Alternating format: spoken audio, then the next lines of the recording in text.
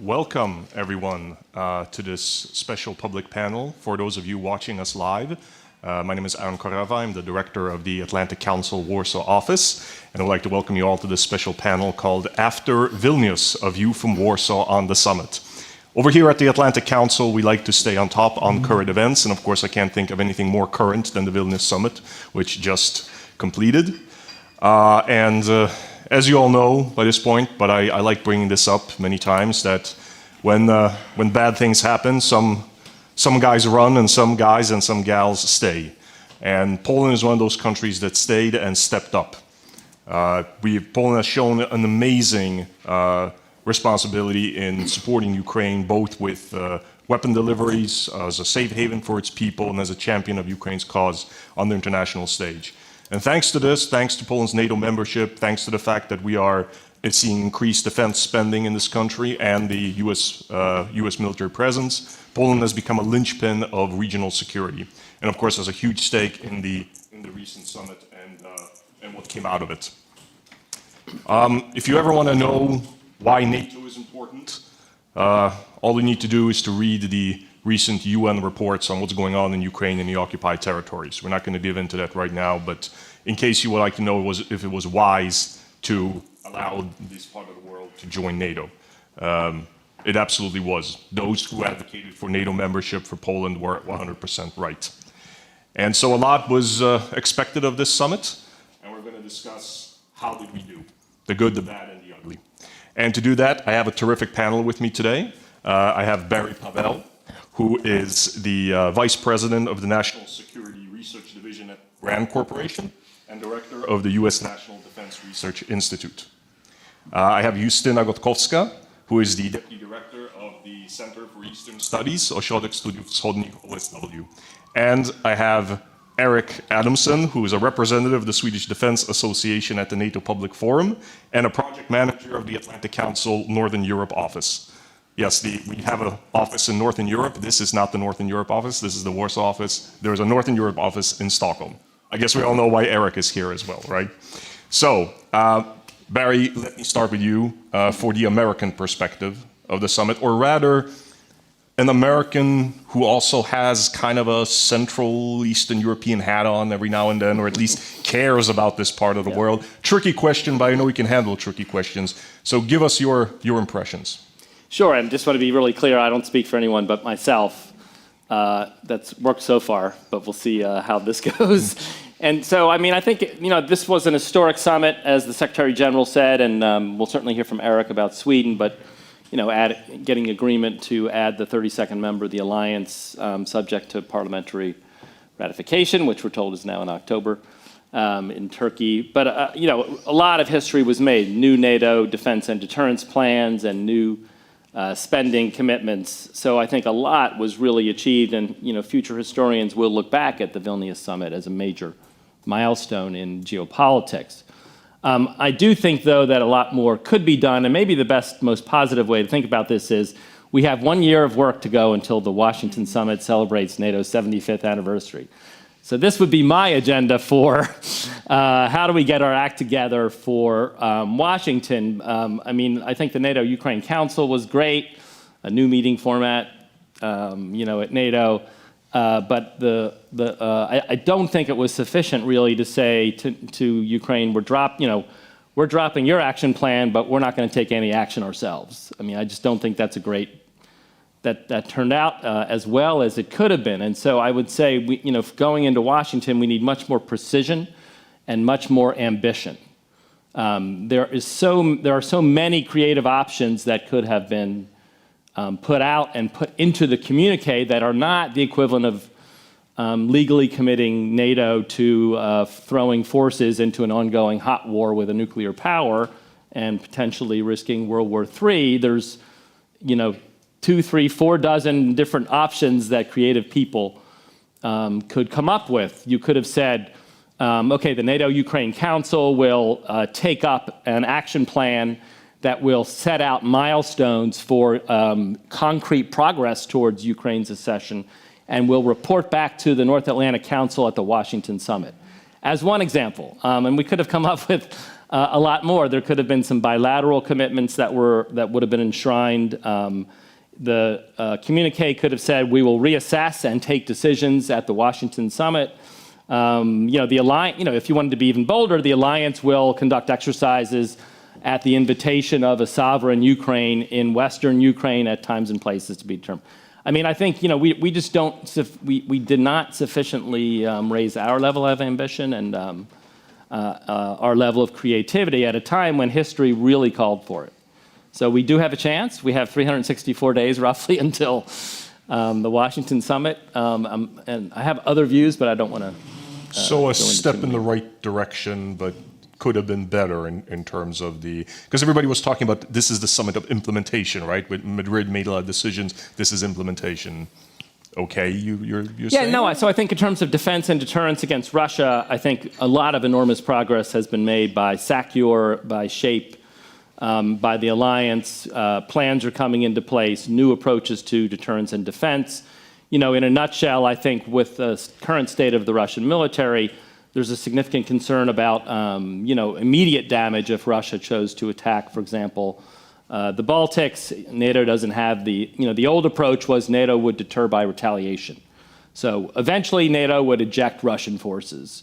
But now that we've seen the kind of damage that Russian military forces can do in numerous places, unfortunately and tragically in Ukraine, that's not sufficient. So now it's deterrence by denial. We need to deny the Russian military's ability to cause this kind of damage. So that means much more upfront forces, stronger forward posture, stronger missile and air defenses, and other things that the alliance has begun to undertake to really buttress the posture on the eastern flank. And I think General Cavoli, the plans were due in like 24 months, and he did it in like 4 months or so. I can't remember what the Secretary General said, but an enormous and very productive sense of urgency by the military planners to really help NATO prepare for potential Russian threats. Now that we know the Russian leader has an enormous risk tolerance, I think those were very, very important and concrete steps for strengthening NATO. Thank you, Barry. Justin, over to you. So you're sitting here in Warsaw, but you're also deputy director of the OSW. So you're sort of looking to the east, right? You're a Polish person that looks to the east, sees Eastern perspective. Give us, your thoughts from the Polish view, but also from the view of a Polish person who understands how the Ukrainians think, feel, and what can you say about? Because there's been some conflicting views on that. I honestly say I don't really know what to make of it. A lot of Ukrainians are critical of the language, and then some are positive. And same thing with the Poles. So actually, I'm the Western side of the OSW, okay. So I deal with with NATO and Western security. But I will try to answer your question. But first, I'd like to underline what has been said. What is most important from the Polish perspective? So this is the generational change of the approach to collective defense, to deterrence and defense, with the three new regional plans that are similar, but not of course the same to what NATO has practiced during the Cold War. The challenge, from my perspective, will be in the coming years to implement these plans, to fill this planning with appropriate forces, reform the NATO command structure with the three joint forces commands, but also the force structure with army command, corps commands, and divisional commands to underpin the right forces and to finance that. And I think that will be the main challenge after Vilnius that we will be talking about in the US, to what extent this has been implemented.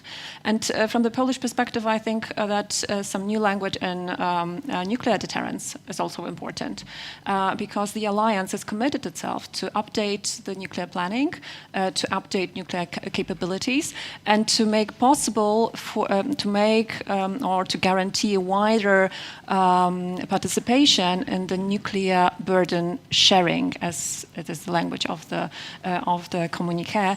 And I think this opens the discussion about participation of Poland Poland, for example, in nuclear sharing arrangements, if not stationing US tactical bombs in Poland, then at least certifying the Polish future F-35s for the for the DCA role to carry nuclear weapons. And I think this is a very important step, as well as enhancing air defense across the alliance, especially on the eastern flank. And I also would like to point the commitment that allies made beyond the summit, Canada and Germany, that agreed to scale up their engagement in Lithuania and Latvia to a brigade level.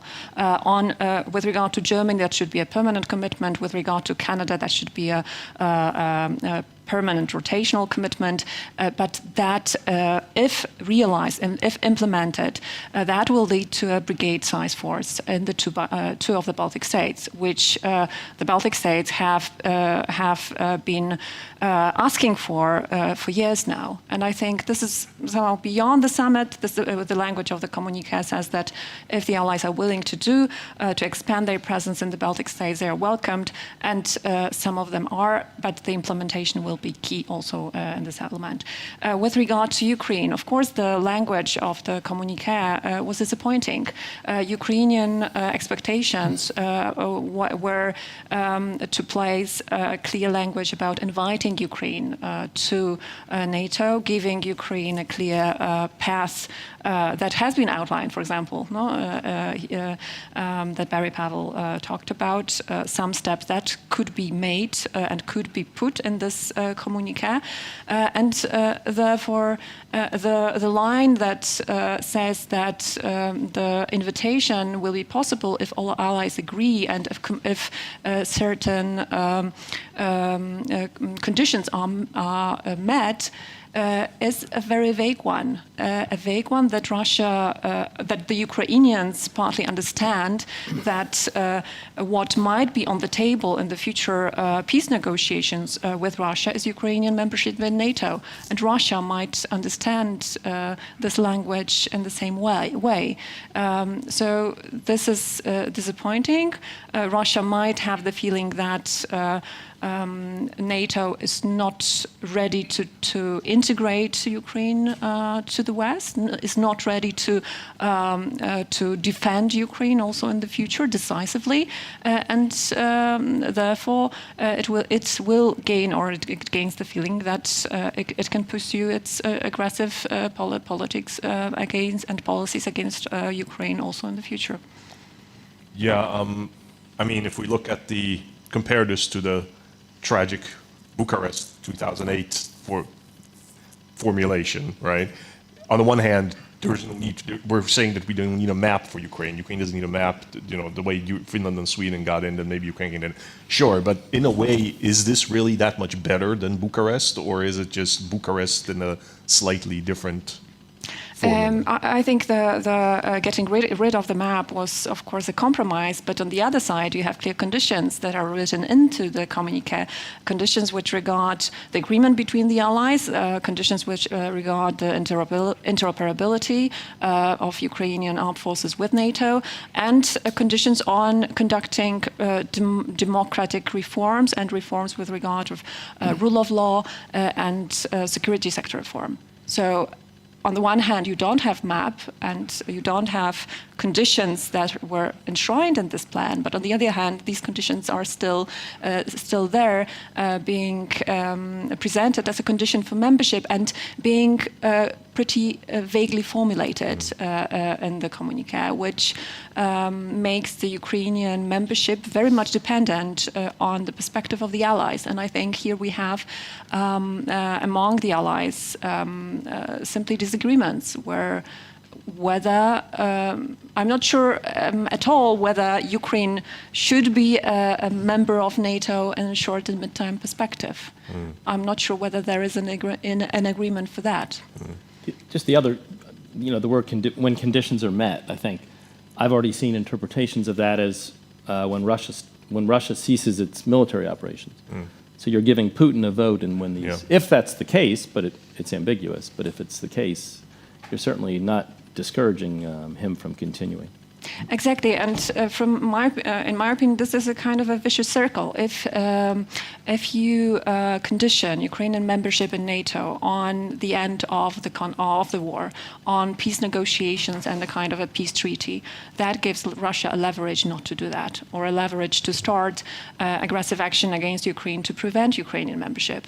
And for me, the question is for the future, how to prevent or how to break this circle in order to make some steps, real steps towards Ukraine's membership in NATO. Sometimes I wonder if there's just someone in those rooms who says, guys, let's keep it simple, right?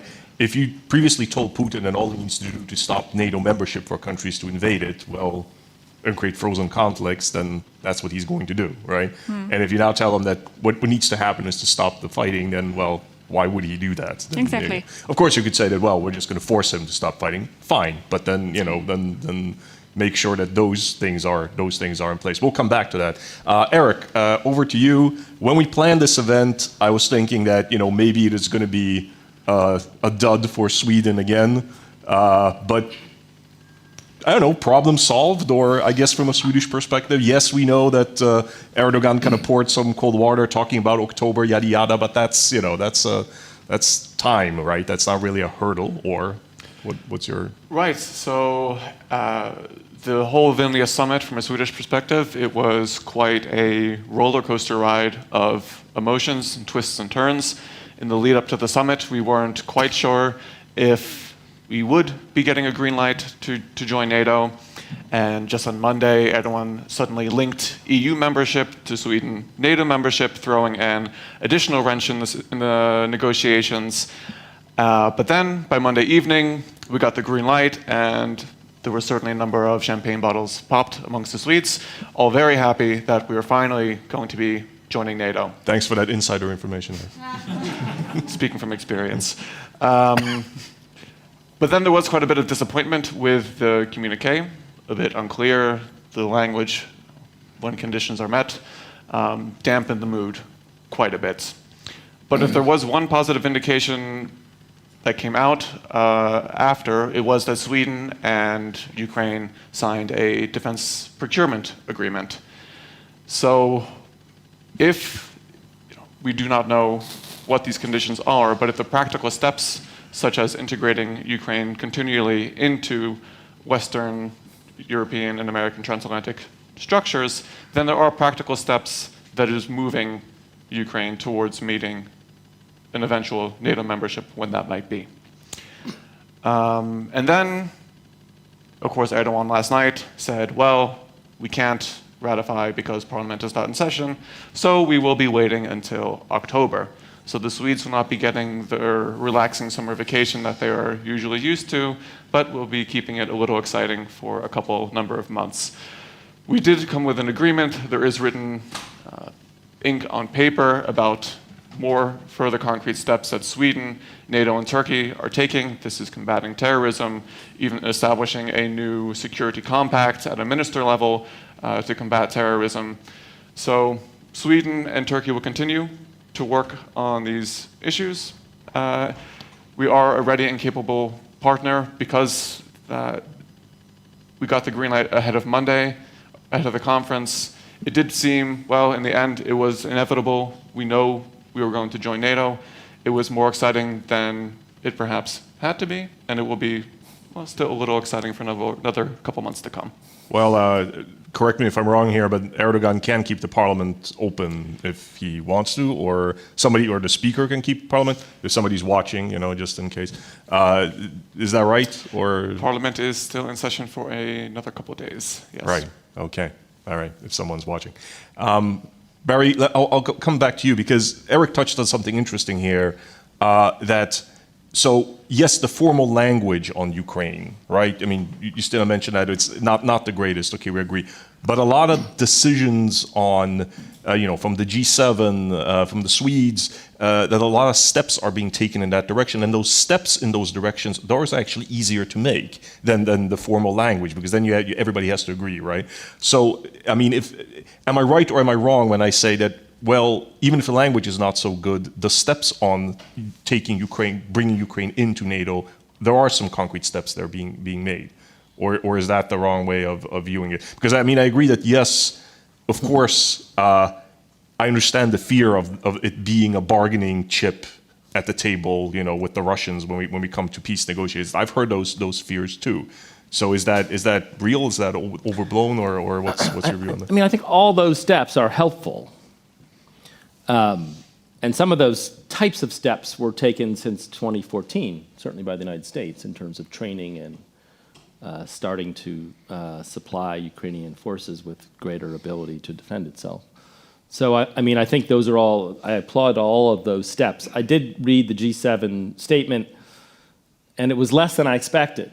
I mean, it was kind of being touted, you know, during, you know, when we were in Vilnius, you know, it was kind of being touted by officials behind the scenes, you know, watch for this. Oh, yeah. And my expectation was, okay, you're going to have specific countries committing, you know, over specific numbers of years to supplying, you know, coalitions around critical capabilities. Here's the air defense coalition. You know, here's the ground forces coalition, and it's going to be 4 years, and this one's going to be 3.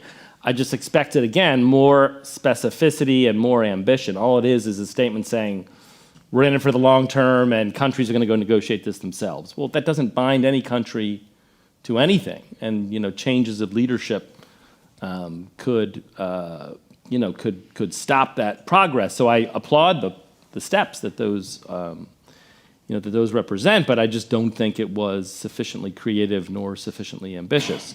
And I'm not saying that we should have brought them into NATO. I am not saying that. I understand the pros and cons. I can talk more about my own views on that, but I mean, I think we should have had more. It's so easy to put more language in that provides more specificity so that it's more of a commitment. It's more credible to the Russians. It's more credible to all the parties that have stakes in this endeavor. I just don't understand why that kind of simple set of language statements was not included. No, I agree. I mean, it seems that a lot of people in those meetings have forgotten that, you know, war is also a psychological endeavor, right? It's about sending the right message. You get the other side the wrong idea, then that can be disastrous. Houston, I mean, over to you, same kind of question. I mean, do you agree basically with Barry's points on that? I have a feeling you do. And then if you could answer also, I know that a lot of polls argue that the NATO-Russia Founding Act should basically be chugged, you know, into the dustbin. You mentioned, you know, we talked about the brigade sizes and the nuclear planning and all that. Did we take a step in that direction, or is the sort of the NATO-Russia Founding Act still hanging over us, or is it irrelevant altogether? I don't know, please. With regard to G7 declaration, I thought that might come after the summit, because I suspected that it will be a more specific framework already agreed among at least G7 countries and Ukraine. And apparently these negotiations have not been finished between the G7 countries and Ukraine. And therefore we got at the summit a very general declaration giving some ideas how these commitments, bilateral commitments would look like, but no specifics of the process. And for me, one thing that has been mentioned is crucial. This is writing down these long-term commitments, bilateral commitments, and the legal framework of the individual countries. Otherwise, these are commitments, could be treated as commitments only of the incumbent governments and be questioned in future. But I suppose, or at least I hope, that this is being thought about by the G7 countries and will be delivered or will be legally made legally binding or written down in law in all countries in question. With regard to NATO Russia Founding Act, I have the feeling it has not been a topic for the summit because there is no agreement on the NATO Russia Founding Act either, or at least we have agreed that it is still in place, but it's not binding. And I see that allies are willing to go beyond the limitations of the NATO Russia Founding Act in a making small steps with regard to placing Germany, at least, placing, if it happens, if a German brigade will be placed on a permanent basis in Lithuania, this will be a huge step forward. If we will have a brigade in Latvia, that will be also important. Also, this brigade will be on permanent rotational principle and in line with NATO-Russia Founding Act. The nuclear sharing agreements, we might make a small step forward, but I think that so I see some progress, a small one, but at the same time, the NATO-Russia Founding Act is still in the heads of the main allies, and I think the idea is to come back at some point after some kind of a peace treaty, after the situation and the relation with Russia stabilizes, to come back to this document in order to frame again on this basis NATO-Russia relations. I don't think it is possible, and I think eventually we might get rid NATO-Russia Founding Act more and more. I'm not sure whether that will be officially denounced, but I see that we are going into this direction. I mean, obviously, as far as I'm concerned, the NATO-Russia Founding Act doesn't really make any sense anymore because Russia violated all of its commitments in that act. On the other hand, it's kind of good to have it, I think, because it's kind of like you can show every time you hear someone, try to pull the Cuban Missile Crisis on us, I can always say, what are you talking about? There are no nuclear weapons in the new NATO member states because of the NATO-Russia Founding Act, and we're sticking to it. And by the way, when we're talking about compromises and post relationships with Russia and all that, obviously we're not going to compromise on Ukrainian sovereignty or Ukrainian membership in NATO or Ukrainian territory. But you could say, for example, the field of compromise is, well, we don't have to have a huge garrison of American soldiers in Ukraine if that's what Russia is worried about. Is that a smart way of thinking about this, or am I completely wrong? No, I think you know perfectly well the Polish position on the NATO-Russia Founding Act, that should be demolished and officially denounced, as that should not be a basis of any relations, current and future relations with Russia. We are in a totally different situation that we have been in 1997, and if we in the future, if we would come back to some kind of constructive relations with Russia, that should be built on a different legal basis and not on old constructs from the 90s. Yeah, well, I think I agree with you on that one. I just wanted to, play. Devil's advocate is not the right word in this case, but maybe perhaps it was going in that direction. I guess, Eric, what I would like to ask you, again, since a lot of the quote-unquote controversy over Sweden may have been solved, but you kind of touched on like the mood over there at the NATO Public Forum where you were at. And I don't know, can you other than flying champagne corks, is there anything else on like the general sort of like what's the Swedish view? It tends to be that when Sweden joins these organizations, we want to do a whole bunch of stuff, right? Full disclosure, I was born and grew up in Sweden, so that's why I can talk like this about my former home country. But is that sort of where we're going? The Sweden is Sweden like prepared to join NATO? Do they have some ideas for what it is they want to do with that membership? Sure. So the general mood is all allies are absolutely thrilled to have Sweden in NATO. We're talking about the deterrence by denial. Sweden, both through its capabilities and by nature of its own territory, will contribute to deterring Russia in the Baltic Sea region. We have the island of Gotland, the so-called unsinkable aircraft carrier in the middle of the Baltic Sea. We have very strong air defense. We have very capable naval capabilities and intelligence sharing as well. So all this will contribute a whole lot to NATO's collective defense. But we are the new kids on the block, and we do have our homework cut out for us. Militarily, there's absolutely no issues joining the alliance. With that said, we have a lot of challenges ahead of us. One is of political nature, learning how to think as an ally, and what it means to be an ally, both to give and receive support. More practically, we are coming from a place of cashing in on a peace dividend. So In the 90s, we disarmed as opposed to Finland. The Finnish model was once based off of the Swedish military model, concept of total defense. This is something that we have to relearn in many ways. We are having to double our military in size by 2035, so coming from around 60,000 personnel to 120,000 personnel.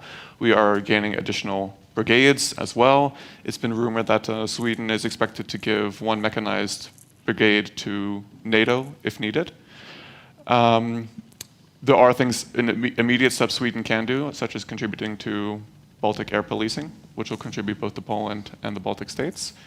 But there are many challenges. Sweden, at the same time as needing to grow, we are one of the largest military donators to Ukraine. We've donated more military equipment, such as CV-90s, the infantry fighting vehicles, the Archer artillery systems. This was going above and beyond what the armed forces had initially forecasted. And the armed forces have said, yes, at a certain level, our main task is to protect Swedish territory, but we're willing to take a certain amount of risk. Anything above that is a political decision, and the decision to send some military systems were political decisions. So at the same time we have to grow, we're giving military equipment to Ukraine. We are increasing conscription as well, also doubling in size in the coming years. This requires additional infrastructure. Hosting NATO allies also requires infrastructure. And we're doing all these different things at the same time. So we are capable. There are immediate steps that we will be taking to contribute to allied security. As I said, just by our geography alone, logistics chains between the US, the Transatlantic link through Sweden up to the cap of the North, Norway, Finland, Sweden, where they all meet, where Russia's Northern Fleet is looming, their second strike capabilities, but also linking Swedish territory via the Baltic Sea to the Baltic states for forward basing and logistics. So a lot to do, new kids on the block, but we're happy to be here. Great. No, we're all happy to have you. I'm sure the Turks are as well. They maybe won't say it, but I'm sure they are. Kind of shift gears a little bit because I'll be honest. I've been focusing mostly on on the language on Ukraine, but then we have defense spending 2% as a floor rather than as a roof or a target. You still mentioned the words if we get a brigade. If we get is there a lot of ifs? How do we sort of build on this so we're not sitting here, or not here, but so we're not sitting in Washington next year and saying, well, if we do this, this, and that, we'll implement it? Yeah, I mean, I think the positive trends are all, or I should say the trends are all positive right now and kind of heading in the right direction, including even with Germany, which I think is, the biggest potential, contributor over the medium to long term.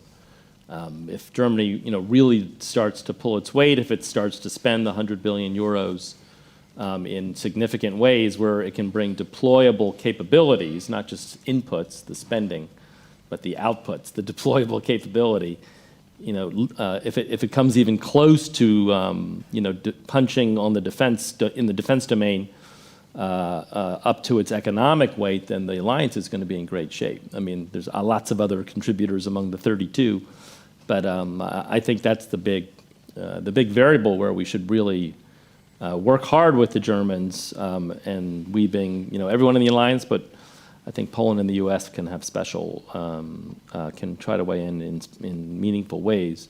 I think that would be really important. So of course there are ifs. I mean, there's domestic politics in each country, et cetera. There's domestic politics in the United States where there are debates about, Europe versus the Indo-Pacific that I think are somewhat misplaced because, in my view, defeating Putin is going to greatly damage Xi Jinping.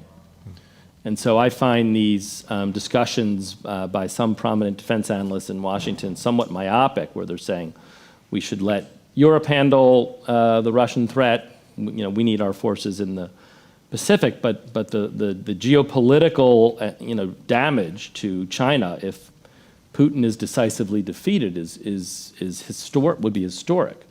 I mean, Xi Jinping has hitched his wagon to Putin's success. So I throw that in there because it's a very significant part of the U.S. defense spending debate, and I think that's going to continue to play out over the fall and through the winter.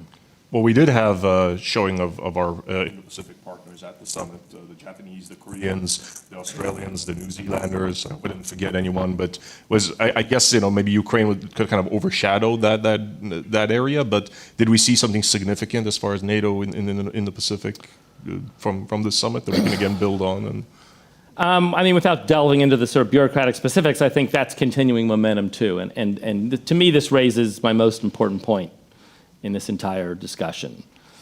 We're at a geopolitical moment here where a lot is in flux. When Xi Jinping went to Moscow, was it April, and had a state dinner with Putin, and was going to his car, they caught him in an off-mic moment where he said to Putin, if you and I work together, we have the chance to shape history across the world for the next 100 years. So they're thinking ambitiously. We're talking about tactics and borders.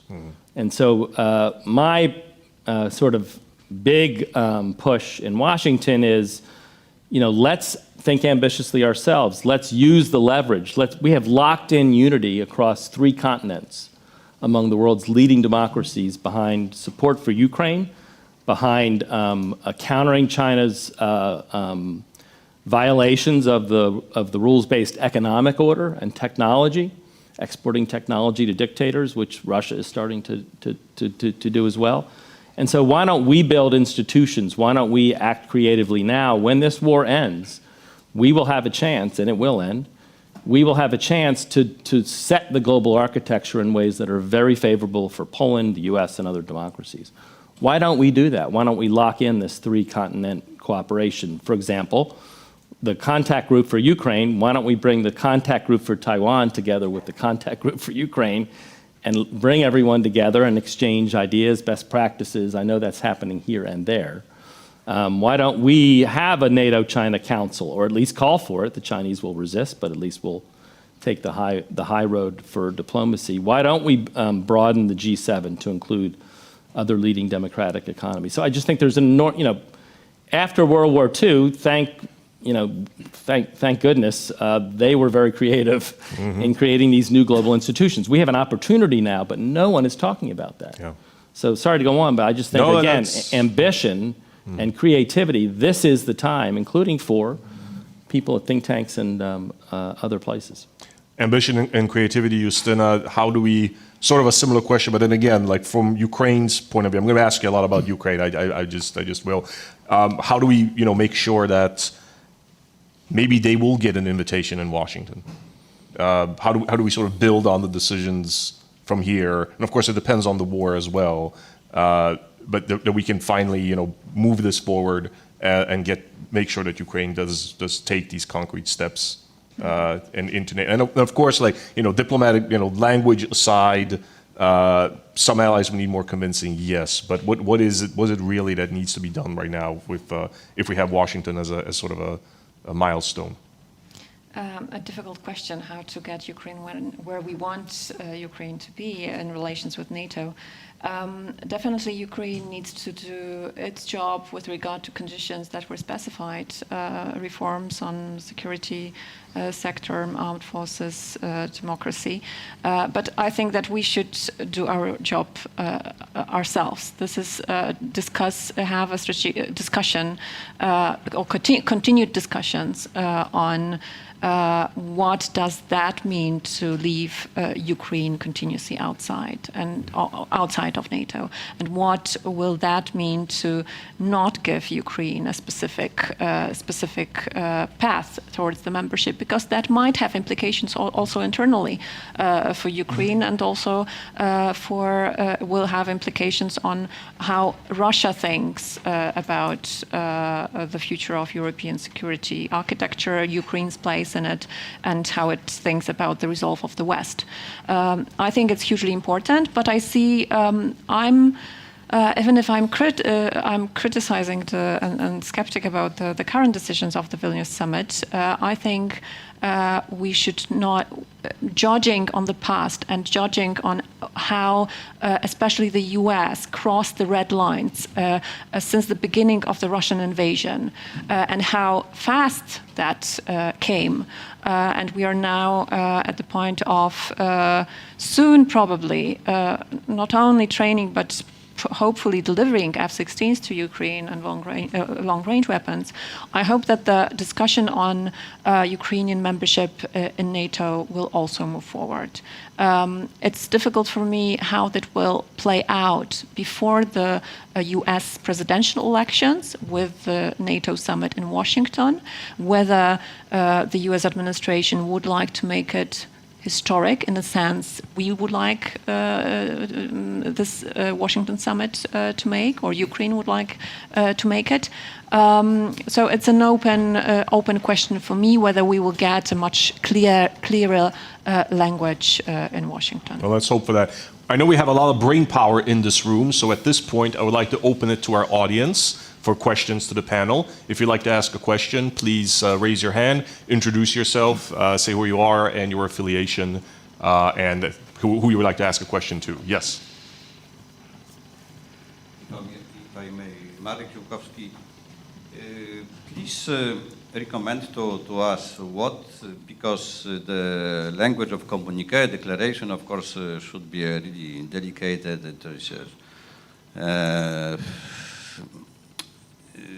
case of consensus and so on, and but try to decalibrate for us what is, as a condition for Ukraine, the place or the role of war. Should, as quickly as possible, Ukraine win the war to be invited to NATO, or war should be finished in some way?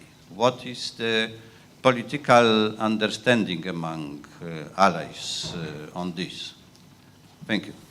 All right. Maybe you, Barry, I guess. I'll start. Well, that's a great question. Yeah. I mean, if I understood it correctly, there's different forms of the war ending. And some allies may say, well, Form 1 is the ticket for Ukrainian membership, but not Forms 2, 3, or 4. And other allies may have different views. So I think that's a really critical question, and it would be good for the allies to, come to closure on, the 4 scenarios how the war might end, and is everybody on board with, Ukraine being invited at, assuming they meet the unspecified other conditions that were referenced in the communique. There are numerous examples in history of wars not ending and countries entering into alliances, and I just spent a couple weeks in South Korea, where that war is still legally on. So I think we should look at different models of history, and it's not only Georgia and other places where there are so-called frozen conflicts, and so it really, to me, depends on the will, the boldness, and the capability. We don't want to. Certainly, the United States doesn't want to take on new commitments that it doesn't think it can meet. And the United States military has global responsibilities and a pretty big threat in the Indo-Pacific. So I'm not at all giving that short shrift. But this is a time when the U.S. allies are working really intensively to strengthen their own capabilities in both the Indo-Pacific and here in Europe. And so I do think that's a really important question for people to get a handle on. Yes, just in here. I would just, if you were to refer to President Biden's interview for the CNN, where he specified the conditions quite clearly.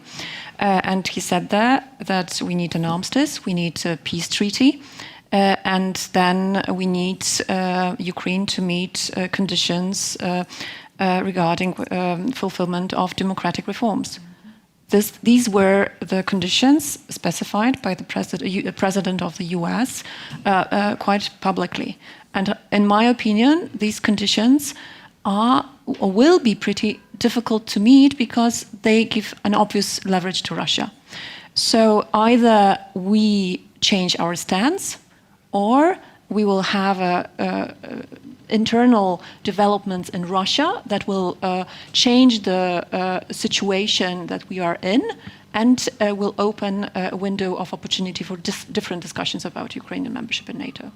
So I think that at the moment we are here with the US specifying quite clearly its stance. But I hope that might change. Well, I certainly hope the peace treaty part might change, because why would Putin, I mean, I cannot imagine Putin signing a peace treaty, even if we beat him to kingdom come, and eject him from Ukraine. He's not going to come to a table, they say, hey, I'm sorry, let's sign this peace treaty. That's probably unrealistic. I saw another hand raised over there.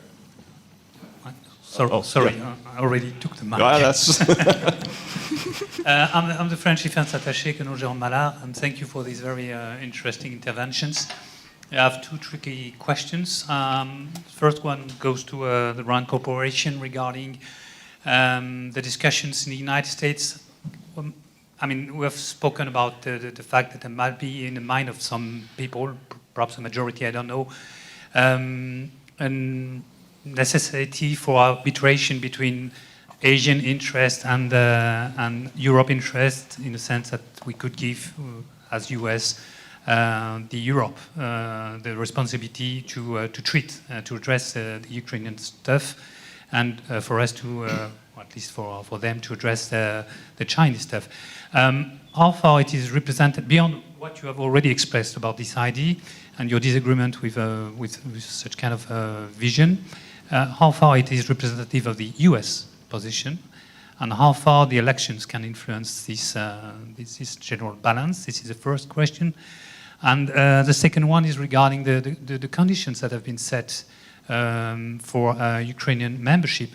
I'm a bit surprised, coming from a nuclear country, that there is an idea that is on the table that okay, we can have Ukraine, a country at war with Russia, being a member of NATO. It's something that is a bit difficult from a French point of view to integrate. So I would like to hear OSW view about that. I'm very, very interested about this approach. Thank you very much. Okay, those were some tough questions too. Well, on the first one, first of all, I don't speak for the RAND Corporation either. I speak for myself. And so we have a diversity of views among RAND experts, and we think that leads to better policy, relevant research and analysis.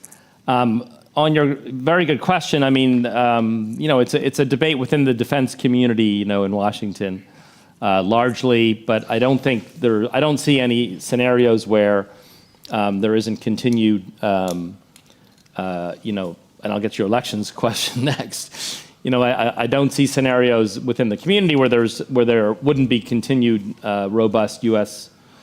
support for defense priorities in Europe, and that includes Ukraine and other priorities. There's, look, as a former Defense Department policymaker, we were watching China like a long time ago, back when before I had gray hair. That was a looming concern, and then the 9/11 was a pretty significant jolt, and we spent quite a bit of our priority time and attention, as everybody knows, on that, and now we're focusing again on China. And so China has always been kind of been being watched, but with Russia so aggressive and causing so much potential instability, and also really Russia is an ally of China. It's another point I'm really pushing hard on. What else would we need them to do except build a nice marble headquarters to convince ourselves that this is one adversary? They work together in many domains.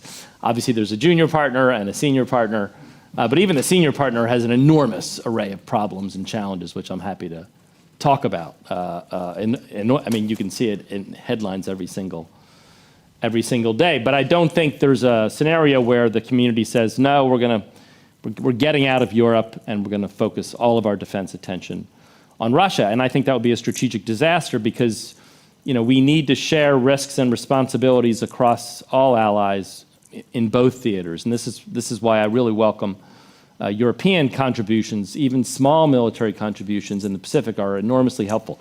Imagine if China attacked Taiwan and we're in a hot war. The United States is in a hot war with China. The United States is losing 500 military forces every single day, and there's no European forces involved. That would be a strategic disaster and would probably lead to the end of NATO, just to be really clear.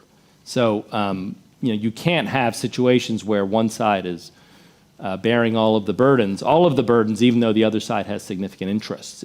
A Chinese attack on Taiwan would tank the European economy as much as it would tank the rest of the global economy. So I think when you get down to it, and some of my colleagues who I disagree with say, well, the stakes are much more important in the Indo-Pacific than in Europe. And I say to them, have you looked at the trading statistics between the United States and Europe? I mean, this is our largest trading partner. And so even though China is the #2 global economy, there's no way you can make those kind of stark claims. They're just not backed up by the facts. So the U.S. as a global power will continue to do both in both theaters. Now, the election, who knows? I mean, I don't have great answers if Donald Trump returns. That's unpredictable. But absent that, I think I don't see this playing out as the major election issue. Now, it's really interesting. During the Vilnius Summit, and I was there, I'm texting colleagues and friends from across the United States, and I'm texting a friend who is in the Republican base, and having a really interesting exchange. They get fed a certain diet of information, and they were asking me good questions about, isn't this depleting U.S. military capabilities for war with China? Why would we be giving our valuable military capabilities to Ukraine when we need them if China attacks Taiwan, et cetera? So these are, I think, good and healthy debates that will continue to play out in a good democracy, even though some of the headlines suggest otherwise. Yeah, I think it's something like 43 out of 50 American states have a European country as their main trading partner, and not China. I just saw that statistic somewhere. Since we're approaching the end of the event, I know there was a hand up there. Please. Robert, former Polish and NATO official. I basically, just agree with most what was in terms of analysis said, but I would still like it posed in the form of question, whether the panelists agree with the other part, that there are still two major weaknesses on which NATO comes out after the summit. First of all, yes, it has been said, but we knew what the good bits, the plans, etc. But implementation is absolutely fundamental, and frankly speaking, there are huge challenges. And unfortunately, we've heard a lot of things which are not that optimistic when it comes to that part.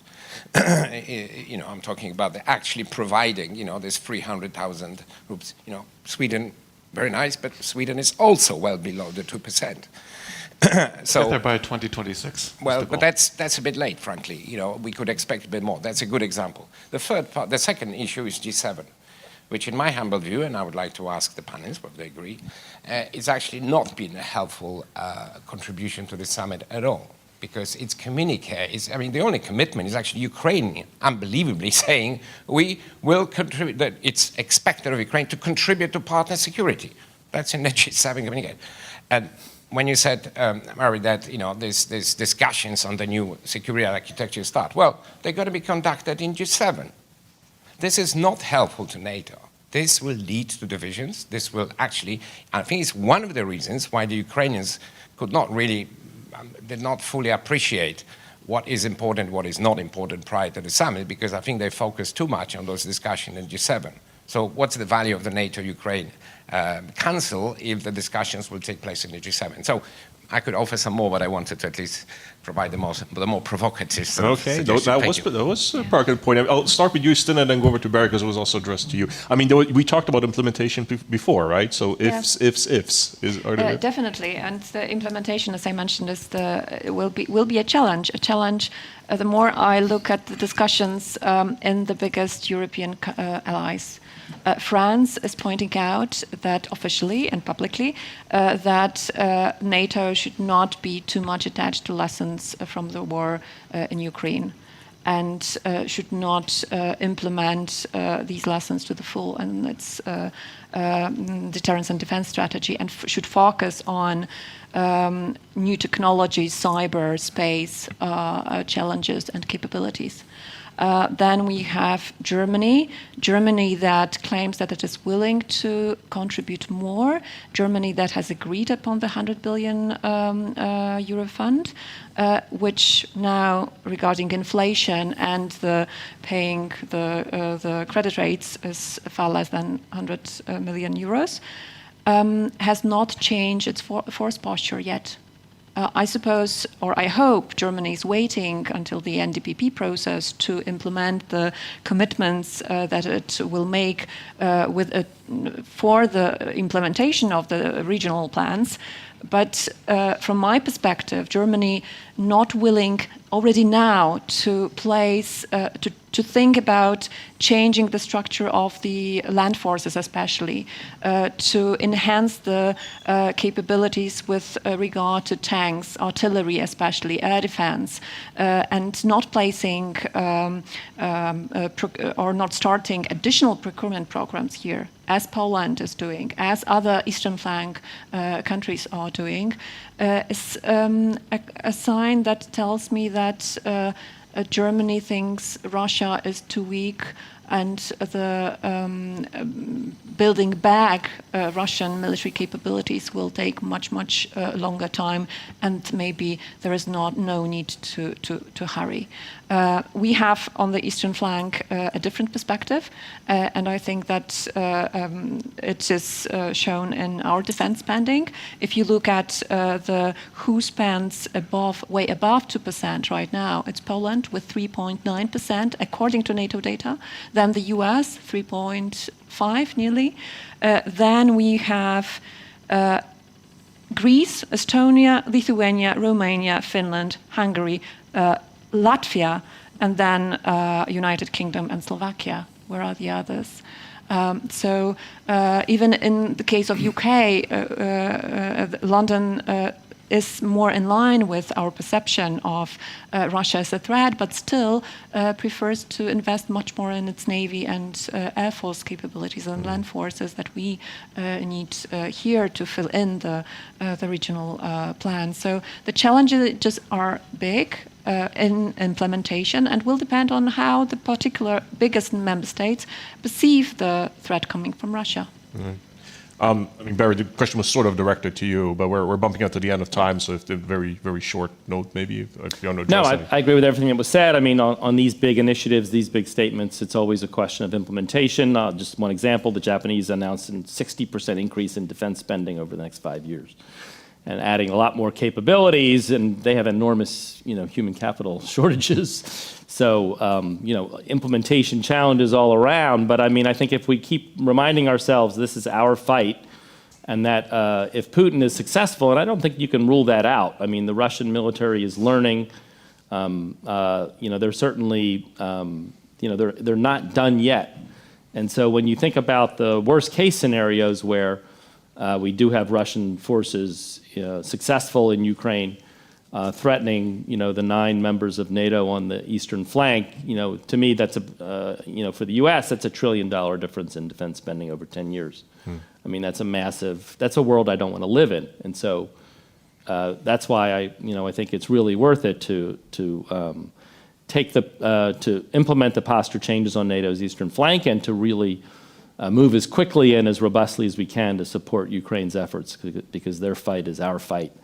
And their fight against Putin, when he's decisively defeated, also helps us with the threat from China. Very true. Eric, I know you raised your hand. We are bumping into the end of our event, but just... It's very true. Sweden will be joining the alliance, but now comes the hard part of actual implementation. We have the most geostrategic coherent region perhaps in the world in terms of cooperation between Sweden, Finland, and Norway, but there is the practical matter of Norway is in Norfolk, Finland in Brunssum. Where will Sweden end up? And this is de facto, with the new regional plans, dividing the north between Norway and the Atlantic and the Arctic, and Sweden and Finland in the Baltic. But we are also an Arctic state. So we have to figure out a way how we can make this all work and keep the Nordic all together within NATO as well, because otherwise it's just going to create additional massive headaches for NATO. I'm sure that this is hopefully just an interim solution, practical matters of bandwidth and capacity, but we're looking forward to seeing how we can keep the Nordic whole. And on that note, implementation, and yes, it is our fight. We will have more chance to interact and talk to our experts in a moment over there, where lunch will be served. I'd like to thank our panel, for coming today. I'd like to thank you all for coming here.